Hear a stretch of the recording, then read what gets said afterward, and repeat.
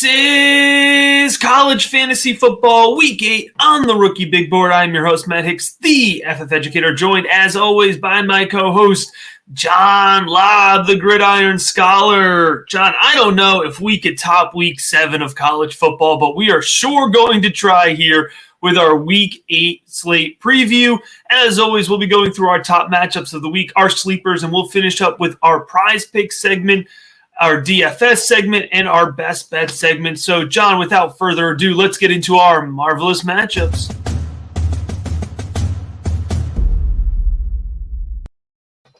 Leading off the show again are our friends North Texas here. North Texas at UTSA this week with an over-under of 72.5.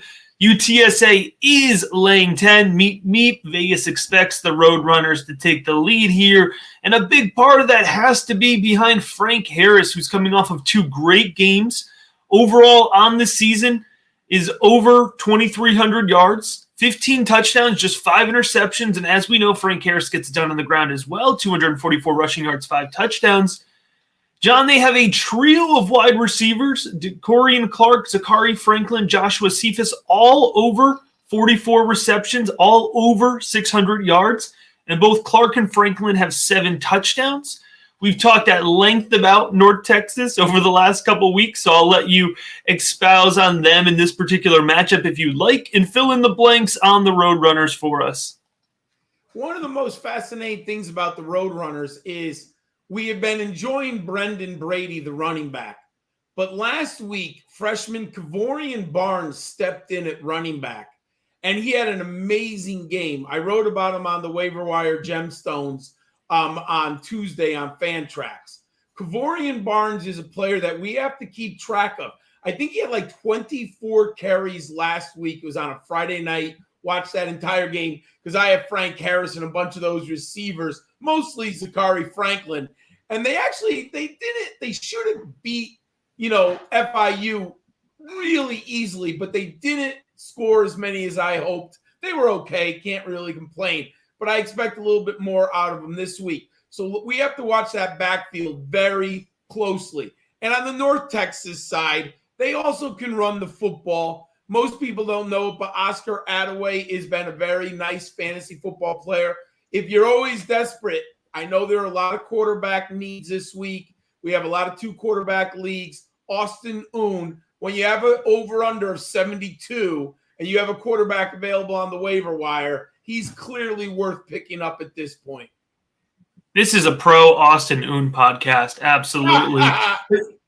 Potentially the game of the week, and this is an unironic statement, UCLA at Oregon, over under 72. These two teams combined, I believe, are 11-1 on the season. Oregon is laying 6 points to an undefeated UCLA team. They are in Eugene. Game day is in Eugene. Start here with UCLA. It is Zach Charbonnet's season. We already knew. We always knew he's an auto start, but I would be remiss if I did not point out that over the last 2 weeks, Zach Charbonnet has 22 carries in both games. He nearly topped 200 yards against the Utes.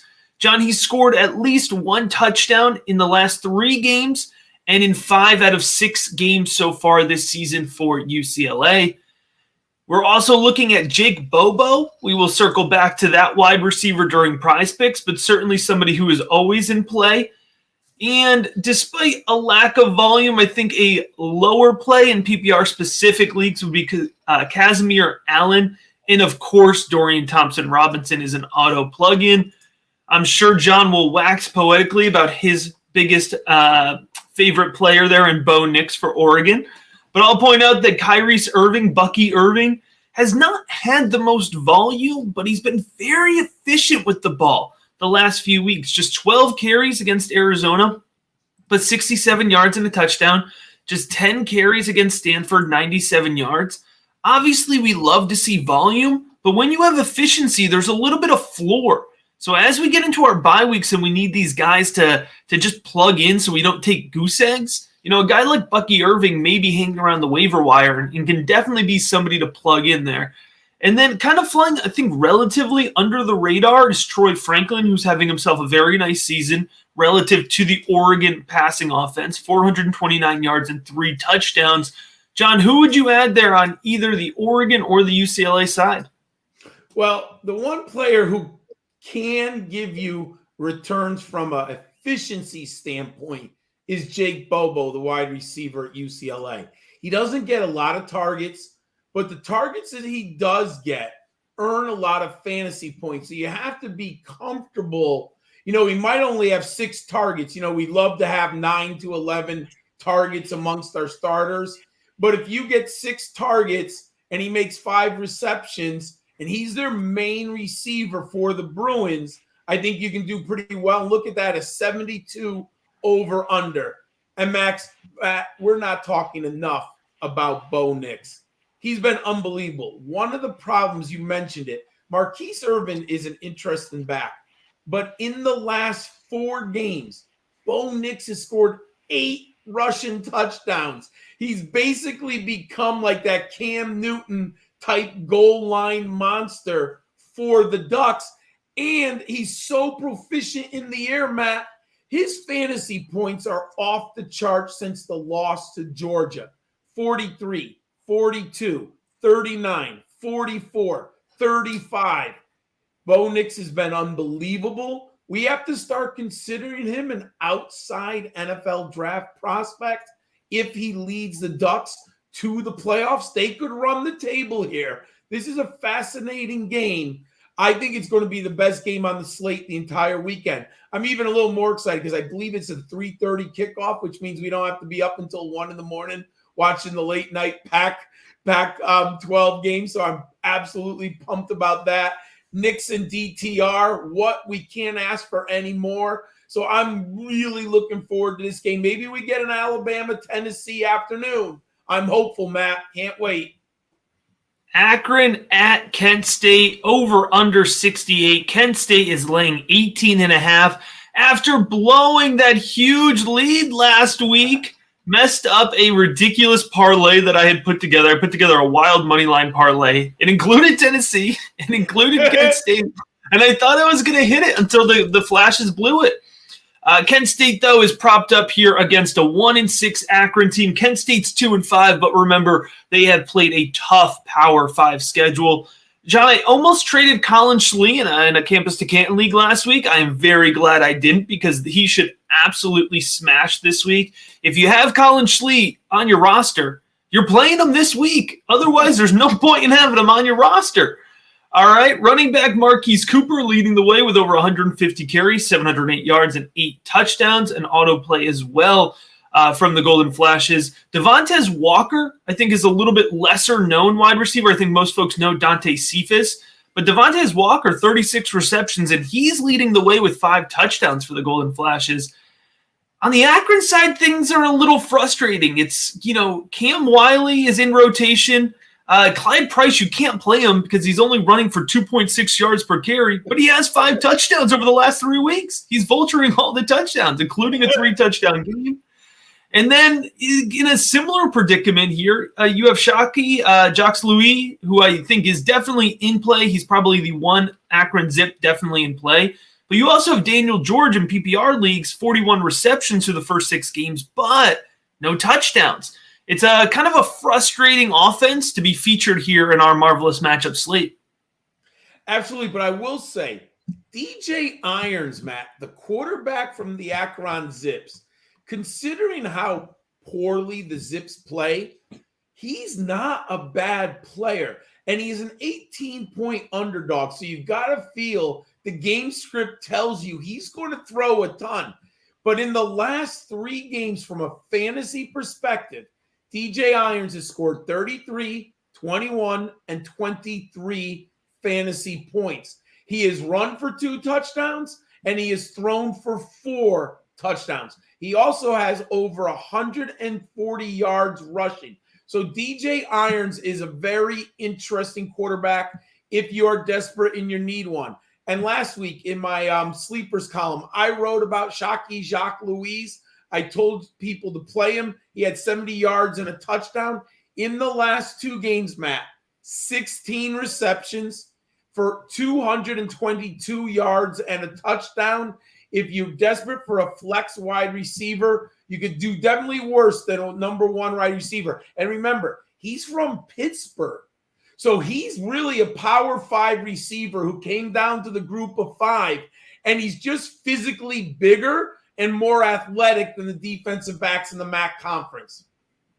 Another candidate for game of the week here is absolutely Mississippi at LSU. Ole Miss travels to Baton Rouge here, over under 67, and LSU is laying 2 points. So LSU is a favorite here. Usually we say home field advantage is worth 3 points. So on a neutral field, Ole Miss would probably be favored. And perhaps they would also be favored if LSU wasn't coming off of a big performance against Florida, led by Jayden Daniels of all people. Last week was Matt's 2020 redemption tour because Eric Gray went off and Jayden Daniels went off. And it took a little while, folks, but it was finally coming around for me. Over the last 2 weeks, John, against Florida and Tennessee, Jayden Daniels has 4 touchdowns to 1 interception, and he's passed for nearly 650 yards. So he's gone from somebody who looked like he was afraid to throw the ball early in the season to an NFL competent level passer. It's been a real transformation. It'll be interesting to see against the undefeated Rebels whether or not Jayden Daniels can hold up. But it's worth noting, John, that over the last 2 weeks as well, maybe part of the reason Daniels has come on is because he's finally found Kayshon Boutte. And Prize Picks is going to start catching on to you, John. We've been talking about this the last couple of weeks. Last week, 6 receptions, 115 yards for Kayshon Boutte, 6 receptions the week before for Tennessee. But Malik Neighbors is still leading the way in terms of receptions. I like playing both of those wide receivers on the LSU side. And we'll talk a little bit more about Jackson Dart towards the end of the program, John. But for me, my real interest is in the running game here with Ole Miss. I think Judkins and Evans both have to be in play. It's amazing how much they share that volume and still are both so productive. You know, when I've been watching a lot of Mississippi because I have a lot of Judkins and Evans, and I actually have one team where I played both of them last week. Judkins was my running back. Evans was in my flex position, and they both went off. Matt, their efficiency numbers, and they are off the charts. Both of them are scoring touchdowns. They're both averaging a tremendous amount of yards per carry. They are the entire offense. Jackson Dart has been a little disappointing. He's had some signs of life here and there, but there's nothing you can hang your hat on yet, especially from a fantasy perspective. So I haven't recommended to play him in any of my leagues. The receivers, Matt, it could be any one of like 4 receivers any given week.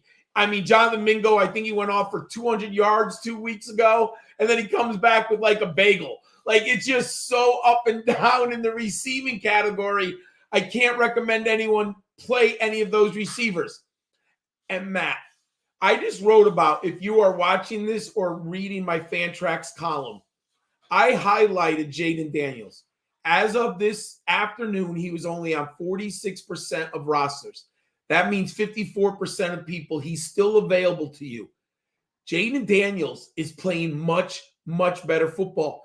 Matt, in 3 of 7 games this year, he has over 30 fantasy points. Early in the year, he was doing it with his legs. But you know what? That Brian Kelly offense. I'm not a Brian Kelly fan. But when he gets that offense moving and the quarterback buys into the scheme, historically, Brian Kelly's quarterbacks have been very good fantasy quarterbacks, Matt. He's made relative, they can't even get on the NFL field, but they were very good fantasy players at the college level. Daniels has taken a massive uptick in attempts, completions, and yardage the last 2 weeks. Matt, he's thrown for over 300 yards in back-to-back games. And then he's had his rushing. He had 114 the opening week. He had 93 the third game of the season. He's come down to 38 and 42. Now, last week he scored 3 rushing touchdowns. We can't expect that. That was just meaty from a fantasy standpoint. But the passing numbers are solid. They're going to be there. And Matt, I won back-to-back weeks with Keyshawn Boutte, and his prize picks aren't going up. I didn't pick him this week because it was too easy, but people go look at prize picks and look at what his numbers are. The last 2 weeks, Matt, he has 15 and 17 and a half points. They're throwing him the ball. Now, we still haven't had a classic Boutte 50-yard touchdowns. Matt, it's coming. You know it's coming. He's too good of a talent. Brian Kelly is going to scheme that play into the game plan. It's just a matter of where and when. I love the over in this game. I love Boutte and Daniels a ton. All right, West Virginia at Texas Tech, over under 65.5. Texas Tech is a 6.5-point favorite in this game. John, I'm going to let you actually talk about the players. I want to talk about the ridiculousness of this game here for a second. All right. I think I know where you're going. I looked this up. From Morgantown to Lubbock, Morgantown, West Virginia to Lubbock, Texas, it's 1,467 miles. The Big 12 is ridiculous. And I know it's only going to expand further, but it is just so funny to think that this is an in-conference matchup between these two offenses.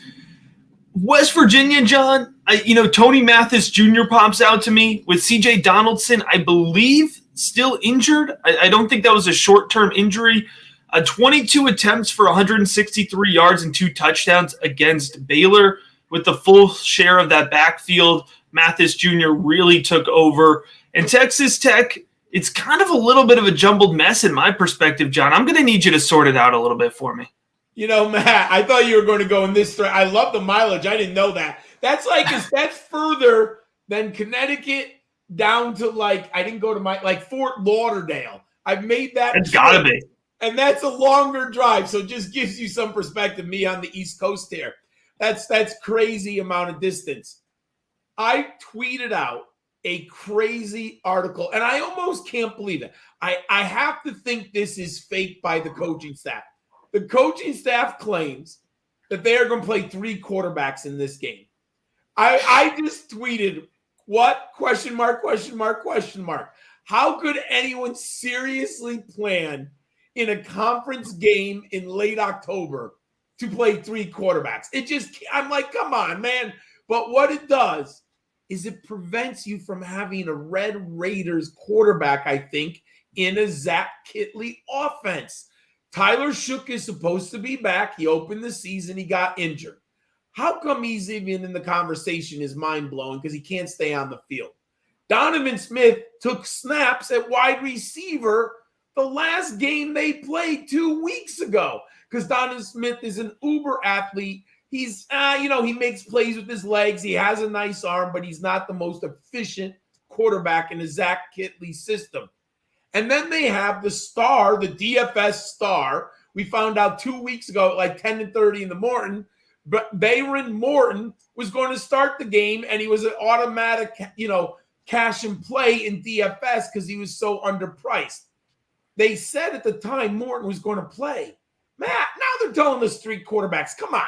Just stop this nonsense. It's madness. But the point is, as a fantasy fan, you have to have trepidation on playing a Red Raiders quarterback unless we get 100% confirmation Saturday morning that one of those young men are going to play every snap in the game. But if you don't get that, it's almost impossible. Miles Price has not been playing great lately. It has been a conundrum. Hopefully, he was out, so he's supposed to be back. Let's see about Miles Price. Jared Bradley has fallen off. He was so good about the first month of the season. He hasn't been as good. And then you have a lot of interesting options from Xavier White to Loki Fanucci. There's a bunch of different players, and I probably pronounced that wrong, so I apologize. But there's a bunch of different players, so it's a tough in that Red Raiders wide receiver corps. You mentioned C.J. Donaldson. Still question mark. We're recording this on Thursday evening. If he plays, I would play him because remember, he's a tight end on Fantrax too. However, Tony Mathis was the guy last week. I know. He's been one of the great options if you picked him up like I did in one league, just one league. I got lucky. I picked him up early, and he's been jamming as a tight end. Tony Mathis was the guy last week. I wrote about Caden Prather in the sleepers column. If you need a wide receiver, Prather is wildly available, I think, in over 80% of the leagues. His yards per catch are not very good. I think he's 10.3 yards per catch. But the targets are there, Matt, in this offense.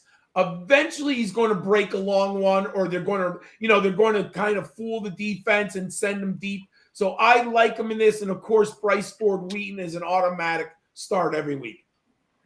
John, in case you were wondering, in college, I did a road trip from Connecticut to Florida. I just did the mileage out. What? 1,267 miles. So it's quicker to go from Connecticut to Florida than it is to go to from Morgantown to Lubbock. And I'll take my destination. That's crazy, dude. Speaking of the state of Florida, here our final matchup here on the Marvelous Matchups is UCF at ECU, over under 64 here.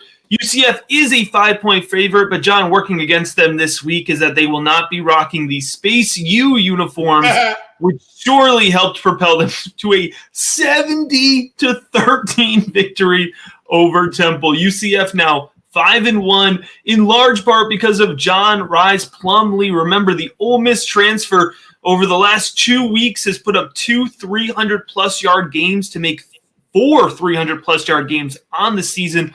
Overall touchdown interception ratio of 11-3, 6 combined touchdowns over the last 2 weeks. He also, John, had 3 rushing scores last week to make 7 rushing scores on the season. The player for me to highlight here on the East Carolina side was my sleeper last week, who was in all of my DFS lineups, and that was wide receiver Isaiah Winstead. 9 receptions for 154 yards and a touchdown. Back-to-back 9-reception weeks. Winstead has to be an automatic play in all leagues. And John, at 6'4", 213, this senior might start getting on the draft radar. Isaiah Winstead's been unbelievable, and I've enjoyed that East Carolina offense because the Pirates can put points on the board. Another wide receiver now, he's wildly up and down, C.J. Johnson. Winstead is the stud now in the passing game, but C.J. Johnson, if Florida doubles or blankets Winstead, C.J. Johnson presents problems. But, Matt, he could have a 7-point day in fantasy or a 50-point day in fantasy. He's very frustrating, but if you're desperate, Johnson isn't bad. And Winstead, I think he's an automatic start now. I don't know how he's available off of any waiver wire, but I still think he's available in 30% of leagues. He's unbelievable, Matt. I think you got to play him. Go get him if you have him. Let's go back to Plumlee for a second, Matt. I watched that whole game. I shouldn't say that. I watched the first half against Temple. And then I went online to see if I was playing Plumlee in any of my leagues. And thank God, no one played Plumlee against me. Matt, he's had in his 2 biggest games 50 points and 60 points. But what has blown me away? I had him in my top 24. I think I had him like at 22 or 23 at the beginning of the season. My fear was the passing game. I knew the rushing would be there because that's what we had seen when he was at Mississippi. But his numbers were awful throwing the football. Matt, in a Gus Malzahn offense, so let's say this. He is in a Gus Malzahn offense. He brings in John Rhys Plumlee, who did not have success throwing the football at Mississippi. Matt, he's got 3 games over 300 yards passing. He's got 2 games with 4 touchdowns passing. Unbelievable. And, of course, he's still good with his legs. He's got 3 games with over 100 yards rushing, and twice he scored 2 or more touchdowns on the ground. He's simply in the conversation for CFF Quarterback of the Year. He's been unbelievable. One player we did not mention yet, Ryan O'Keefe. I picked him up in the Kings Classic League. I picked him up in 2 other leagues. Ryan O'Keefe was injured, but he's come back. And let me get his numbers here. I just want to look.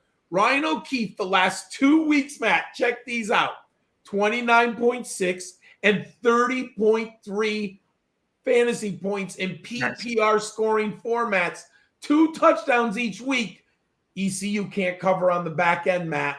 I love this offense right now. Gus Malzahn's got it working. And I love those space uniforms, by the way. I thought they were cool. I know some people didn't like them, but I really enjoyed that. All right, on to our Fantastic Four.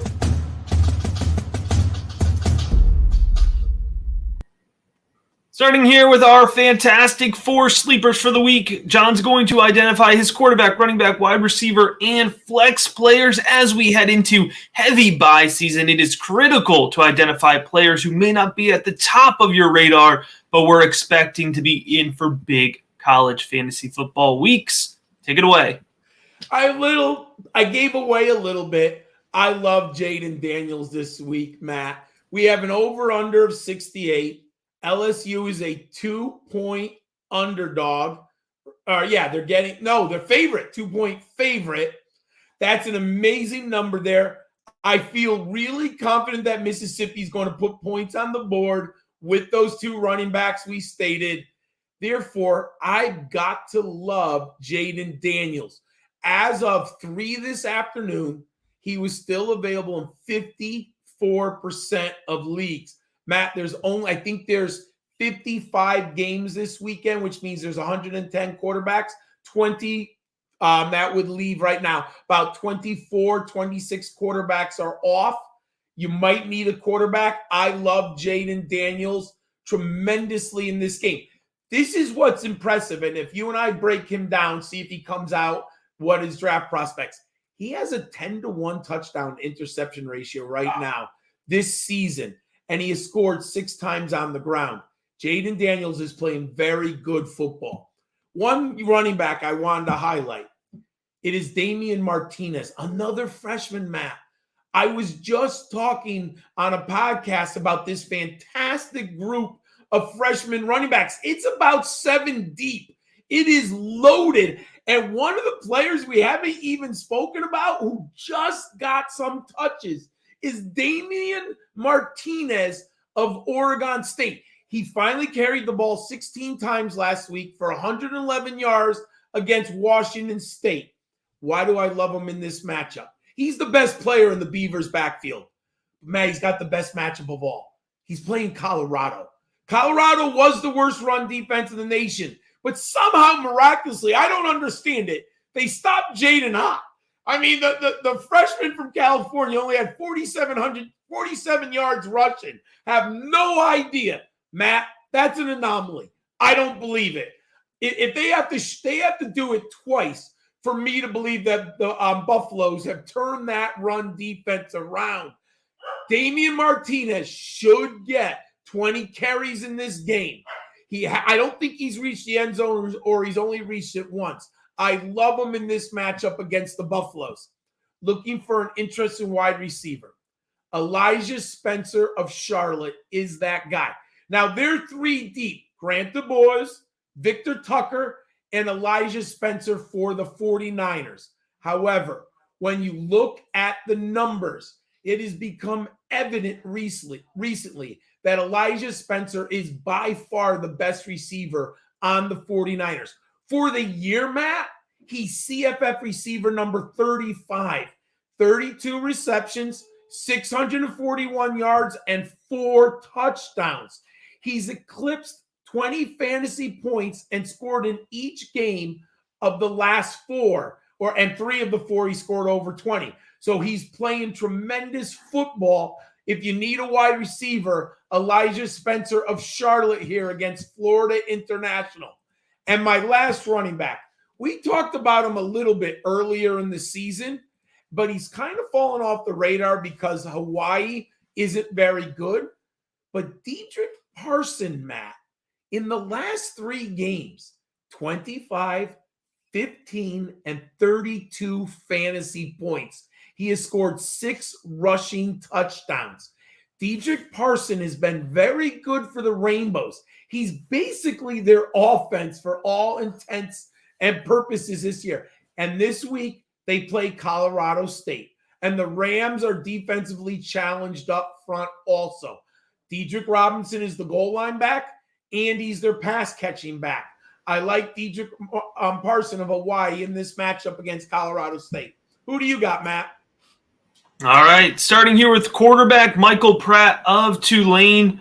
Pratt has an 11-3 touchdown interception ratio over the course of the season, including 4 rushing touchdowns, over 1,500 passing yards, 67% completion. That's the baseline. But over the last 2 games, 655 combined passing yards and 4 passing touchdowns. The Tulane, who's ranked now, the Green Wave are ranked. They're playing Memphis, who is 122nd in the nation in passing defense and 26th in the nation in rushing defense. So, because Tulane's got a good running game as well, but I think they're going to lean into the passing game this week. It's going to be a much better matchup. Memphis can keep up offensively, so I think they're going to push themselves forward. It's a relatively high over-under in this game. I think Michael Pratt is absolutely in play as a starter, even if you have consistently solid quarterbacks in your rotation. Running back Blake Watson for Old Dominion went 19 carries for 259 yards and 3 touchdowns against a good Coastal Carolina team. But before that, 150 yards on 36 attempts the 2 games prior. The volume is there. And this week, the opponent is there. Blake Watson is playing Georgia Southern, who's allowing 235 rushing yards per game to opposing teams. That is the 6th worst rushing defense in the country, and they can score. So they're going to push this game forward. There's going to be lots of scoring opportunity for Blake Watson at the goal line. I cheated this week. I did not do a wide receiver. I did a tight end in the wide receiver slot because I wanted to use my flex spot for a not wide receiver. But my tight end this week is Jatavian Sanders of Texas, the tight end. He was 3 for 37 against Iowa State, which I think is going to drop folks' perception of him a little bit. But prior to that, or I should say including last week, 15 receptions over the last 3 games. If he's in your tight end slot, that's not bad. 5 receptions a game. We'll take that out of our tight ends. And 2 touchdowns in each of the previous 2 games. It's clear to me watching that Quint Ewers likes him. He wants to get him the ball. Oklahoma State is 129th in passing defense. The over-under in this game is 61.5. This is going to be a shootout game for both sides, and I expect that Quint Ewers will be looking for his tight end target near the end zone quite often this game. So I think Jatavian Sanders is a must-play. Then, John, going into the flex, we'll go back to the running back position. We'll go to Day Hunter. For Liberty, BYU, Liberty's playing BYU. BYU is allowing 189 rushing yards per game, 106th in the nation. Now, Day Hunter, in particular, what I'm interested in is he has 14 targets this season out of the backfield.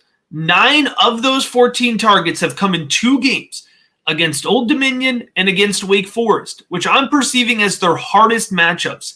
And in those 2 toughest matchups, Day Hunter went 34 attempts for 210 yards and 3 touchdowns. So what I'm seeing here is that in big games, they're going to go to Hunter more. So it's a little bit of a reverse approach. Normally you would see Liberty's playing their hardest opponent of the season. You would pivot off of this player. But I'm seeing that they are more interested in giving him volume and getting him involved in the game when they need to keep up in tight matches. So I'm going to go with Day Hunter as my flex Fantastic Four sleeper this week.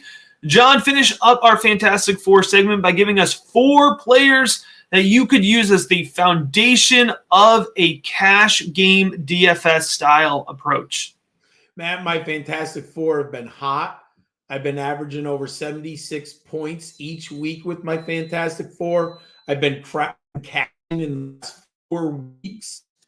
And this week, again, I'm going to give you a really nice lineup that you can build a strong team around. I'm going to start. I love starting quarterbacks at $5,000, Matt. He's on Notre Dame, Drew Pine. Last week, he was terrible against Stanford. 11 fantasy points.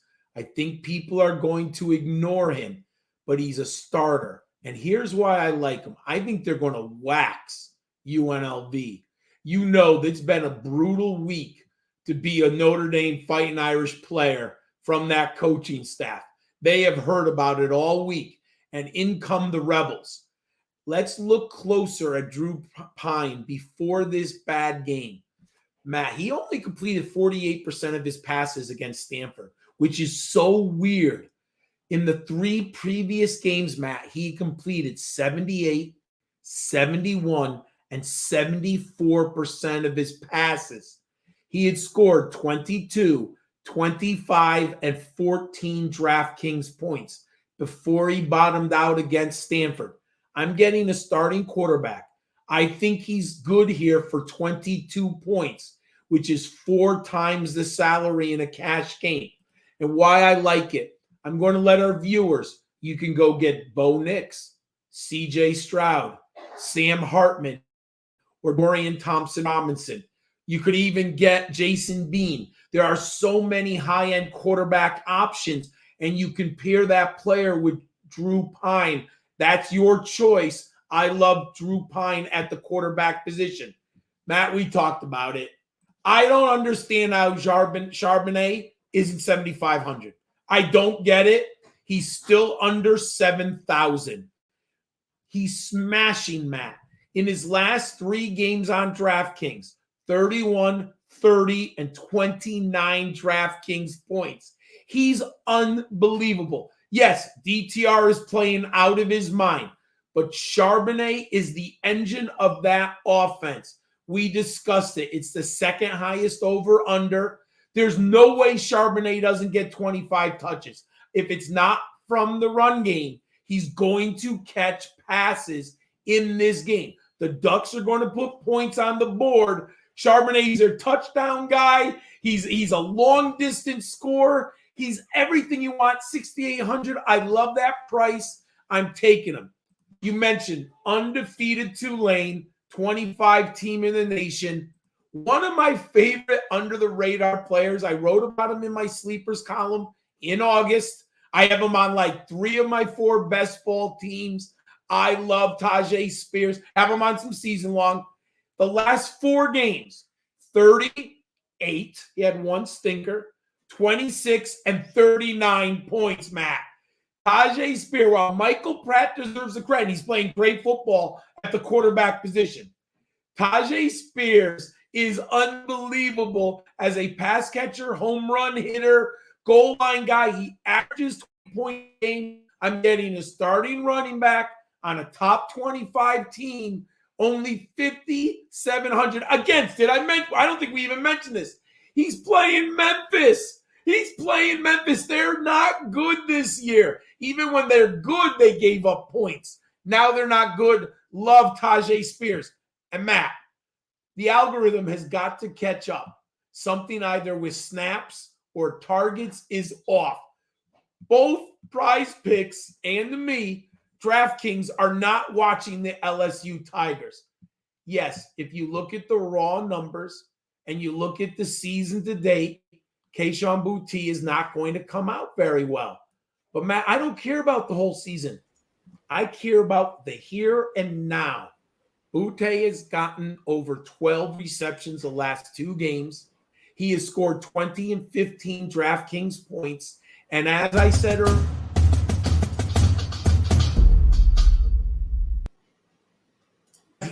keep rolling. Technical error. That's all right. As I said earlier, he hasn't scored on that big touchdown. It's coming, Matt. He's only 5,300. That's my Fantastic Four for DFS this week. All right, now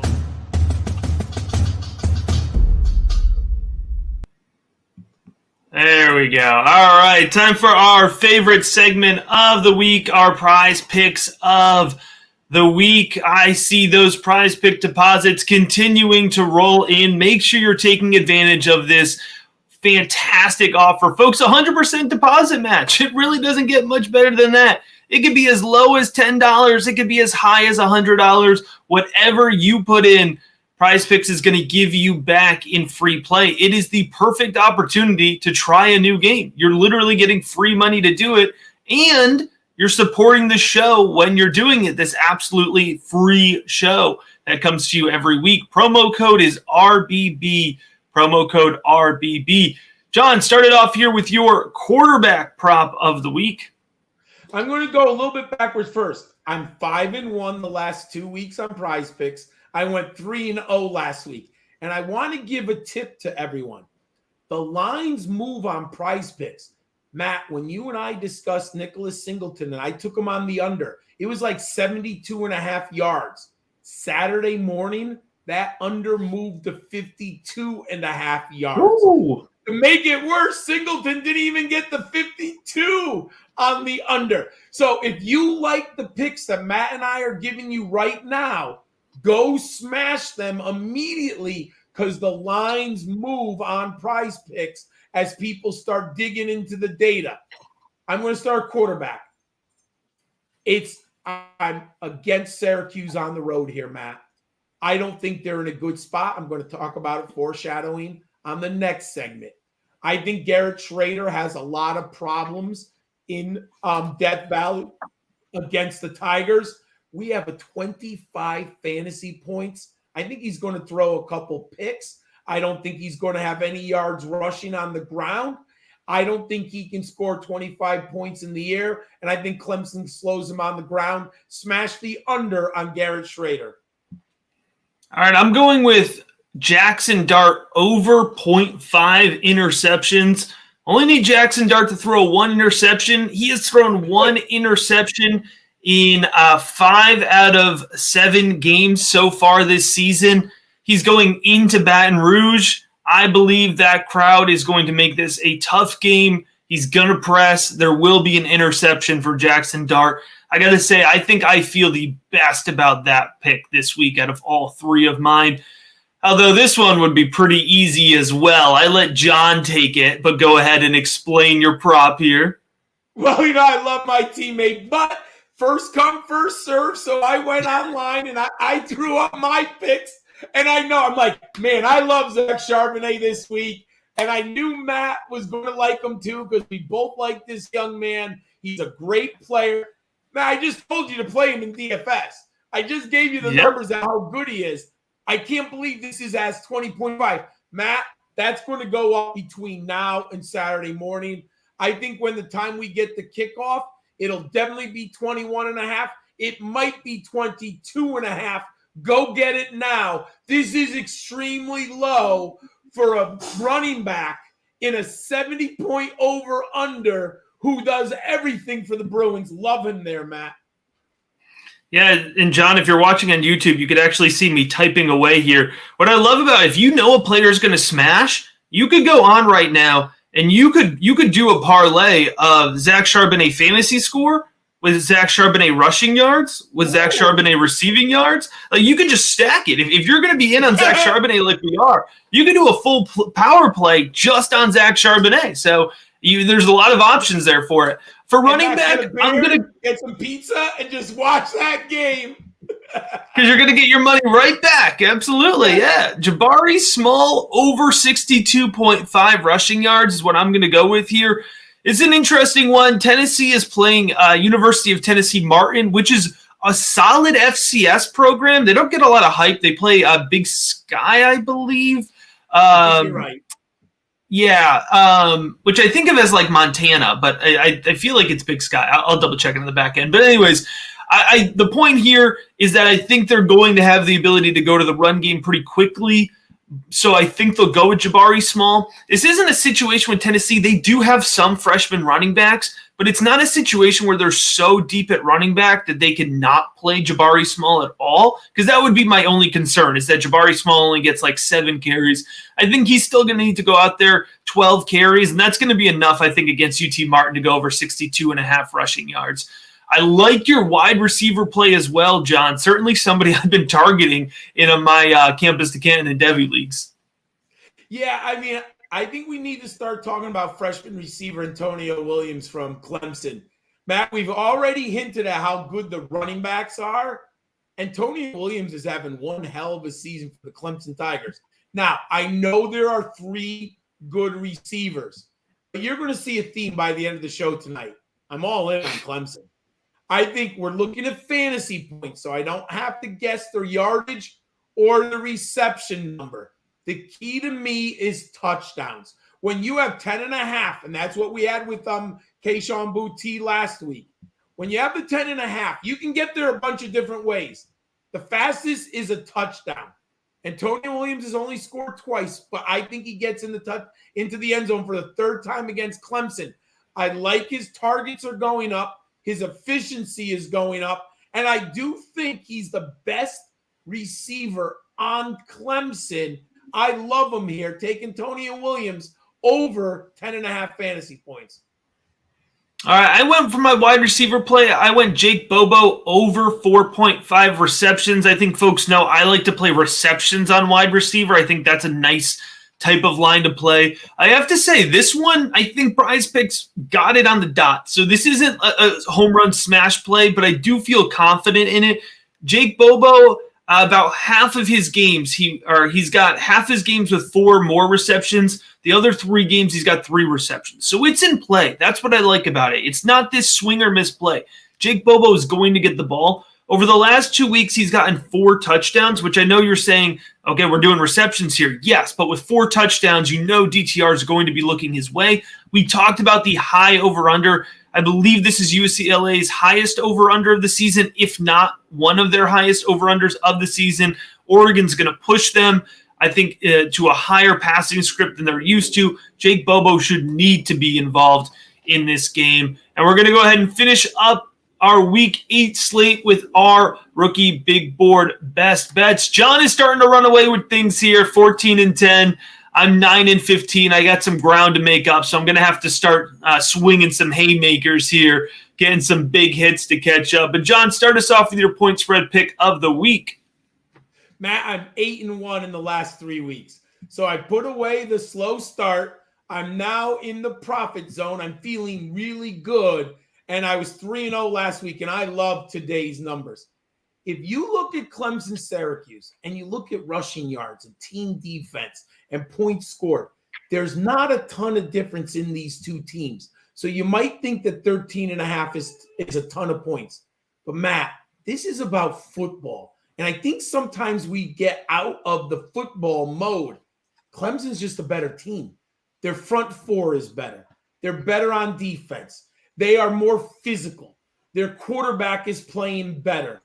The whole team, when you've seen how Clemson has improved throughout the season, and I thought Clemson would have a bad year, but Matt, I got to open my eyes. Clemson's a good football team. Oh, yeah. If this was in Syracuse, I would stay away from this game. I do not believe that Syracuse, and they have had a great season at 6-0. Matt, they are not ready to go on the road and they get punched in the face by the Clemson Tigers on defense. The Tigers' front 4 is going to smack Garrett, Schrader, and Sean Tucker. They're not used to this physicality and the big environment of Death Valley. I love Clemson. Give the 13.5. Don't give the hook. If it goes up to 14, I'm betting it. I already put the money down. I love the 13.5. All right. I'm going to go with UCLA +6. Undefeated UCLA +6. I understand they're going into Oregon. I understand they're going into Eugene. But they beat Washington. They beat Utah. Utah beat freaking USC last week, which killed my money line play by 1 point at the end of the game, by the way. But I'm not still upset about it. Oregon's handled their business against teams like South Alabama, Alabama State, Bowling Green, Colorado. UCLA is poised. They're about it. This is not necessarily – I don't expect them to go in and blow out the Ducks, but I don't expect them to lose by a touchdown. Oregon has not necessarily shut out their opponents in the same way. Washington State hung around. Stanford hung around for a while. BYU hung around. Right? And of course they got smacked by Georgia, but you almost got to throw that game out. I think this is a very even matchup. This should be +3 for home field advantage. I think it should be 0 on a neutral field. So I think I'm getting 3 bonus points with UCLA here, and I'm going to go ahead and take them. And John, we started the show with North Texas UTSA, and we're going to circle back to them here for your over-under play. Hey, I love the fantasy players in this game, but I've been doing pretty well on going under on these giant 70-point spreads. And Matt, this opened up at 68. This over-under has moved 4.5 points from Monday when I first looked at this game. And here's why. very sneakily, North Texas and UTSA can run the football. Both of these teams have good running backs. Why is that important? When you run the ball, the clock moves faster.